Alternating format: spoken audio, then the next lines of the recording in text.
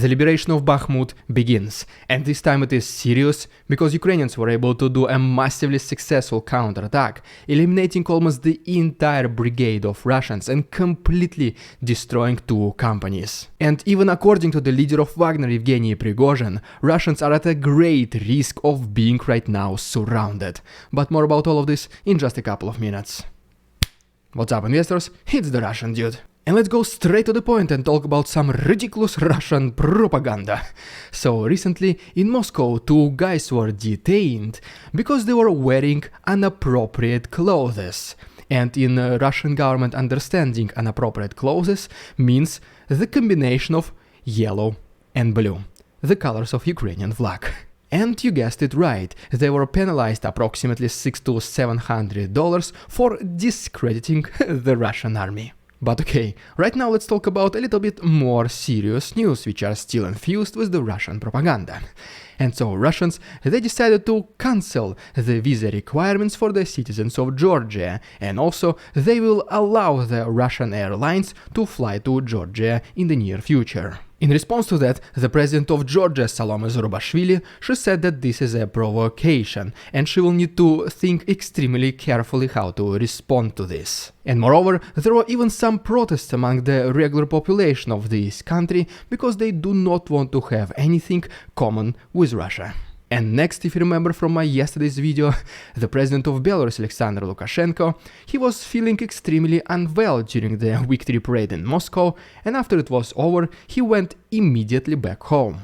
And long story short, today the Kremlin responded with the official explanation for this situation. And basically what they said is that Alexander Lukashenko had some stuff to do back in Belarus. We don't know, just some stuff.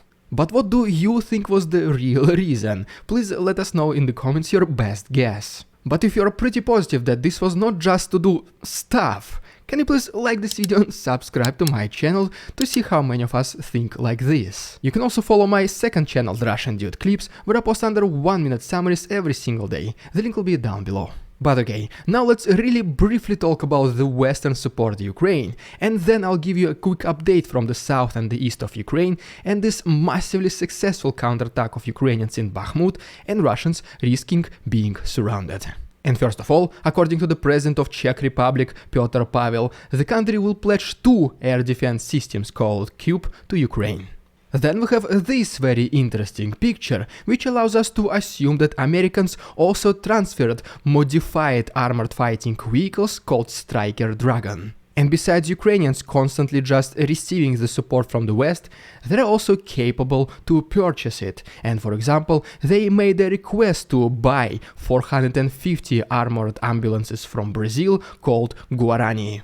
And here is an extremely interesting video, because as you can see, Ukrainians are training to use the floating transporter PTS-2 in their upcoming, most likely, liberation of the left side of Kherson region, because as you can imagine, crossing Dnipro River will be one of the biggest obstacles on the way to liberate the territory. But wait, there is more, because recently NATO started to plan to open their representative office in Japan. And I mean, it might not seem like a big deal until you realize that now NATO bases can be potentially on the eastern side of Russian territory, which means that Putin now completely double failed his objective not to let NATO expand. And besides that, Putin also backstabs his, as he thinks, ally China, because Japanese will also potentially have these bases very close to the territory of this country. The American band Imagine Dragons released this song video in support of Ukraine, and so I uploaded the entire full version completely for free on my Patreon. The link will be down below. And now, as promised, let's briefly talk about the situation in the south and in the east of Ukraine before I can tell you about these turning point events that are happening inside Bakhmut. And first of all, right here is an extremely interesting interactive map provided to us by Radio Svoboda, which shows where Russians hide their military vehicles and military equipment on Crimean Peninsula. And I will leave a link to this interactive website in the description so you can play around it yourself. As we get closer to Kherson region and we take a look at this map which shows us the changes in territorial control, we can see that Ukrainians started to kinda get very close to the front lines and the other side of Kherson region. Our next stop brings us to Zaporozhye nuclear power plant located in Enerhodar, where Russians once again started forcefully evacuating its residents, but first of all they'll be prioritizing those who took the Russian passports. And this does include the employees of the Zaporozhye nuclear power plant itself, which potentially creates a big hazard. In case this nuclear power plant is left unattended, there'll be no one to stop potentially dangerous events. And just when you thought that this was already a pretty confident sign that Russians are preparing potentially a goodwill gesture of Enerhodar, then there are some even more news. And long story short, Russians decided to stop paying the local infiltrators and local utility services, which is exactly what was happening right before Russians were leaving Kharkov and Kherson regions, right before the liberation. Now let's get back a little bit closer to the east, and as you can see from this map, Ukrainians advanced very close to Velika Novosilka. And right before we talk about the similar update from the east, I think it is very important to mention that Ukrainian drones, 2 of them, were able to attack a military base of Russians in Voronezh. Now let's talk about the situation in the east, and first of all, according to the report by the Institute for the Study of War, Russians continue their unsuccessful attempts to offense in Kupiansk, Svatove, Crimea front line. Then, according to Ukrainian sources, they were able to destroy a Russian assault group to the north of Belohirivka. And then, Ukrainian artillery was able to destroy a mortar firing position along with ammunition depot of Russians in Klishchiivka. And ultimately, another ammunition depot of Russians has been destroyed at Krasnohorivka to the north of Avdiivka. But without a doubt, the most significant events recently happened in Bakhmut. And even though the city is still being attacked daily by both sides, recently the situation started changing in favor of Ukrainians. And specifically what happened is that the 3rd Brigade was able to launch a successful, I would even say massively successful counterattack to the south of Bakhmut, liberating crucial positions and continuing to push Russians further away with the artillery fire. This information has been originally brought to our attention by the commander of the 1st Azov Regiment, Andrei Belitsky, and he basically said that Ukrainians were able to almost completely destroy a full brigade of Russians, with completely eliminating 2 companies. And these are exactly the same positions Yevgeny Prigozhin was talking about recently, which Russian regular conventional forces abandoned, which Wagner spent 500 soldiers previously capturing it, and now pretty much in 1 day or less, Ukrainians took it back. And as you can see right here, this information is also confirmed by this map, which shows us the changes in territorial control.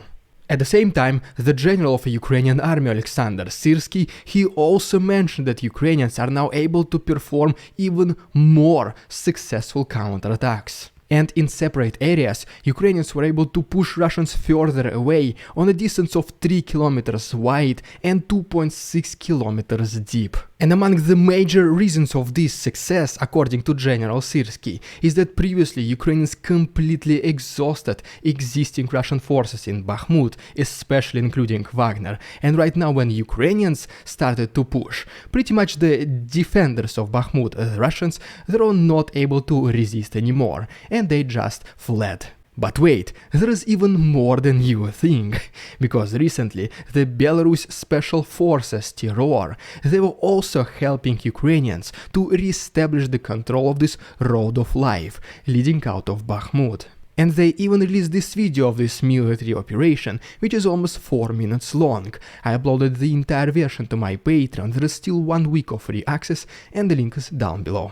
Taking into consideration the massive pressure of Ukrainians in Bakhmut area, the assistance by Belarus Special Forces, it is no wonder that, according to the leader of Wagner, Yevgeny Prigozhin, his soldiers, along with Russian conventional forces, are at a very big risk of being surrounded.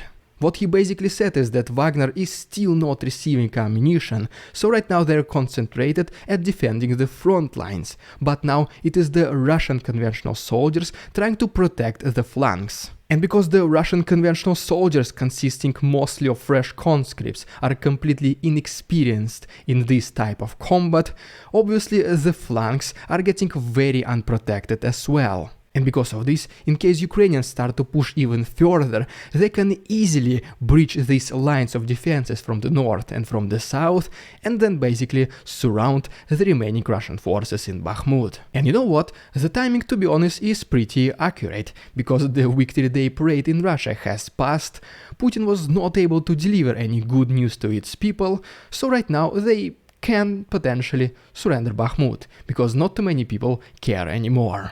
And I personally think that in case it does happen, it can be done very quickly. Russians spent 9 months trying to capture this city, and Ukrainians will liberate it in like couple of weeks. So if you don't want to miss it, just please consider subscribing to my channel, it only takes 1 click. The best way to support my work will be through my Patreon, where you will unlock hundreds of uncensored footage every single week. You can also become my channel member and unlock channel badges and emojis, or simply use a PayPal link. Everything can be found to the right and down below. Thank you so much for your attention, товарищи, and see you tomorrow.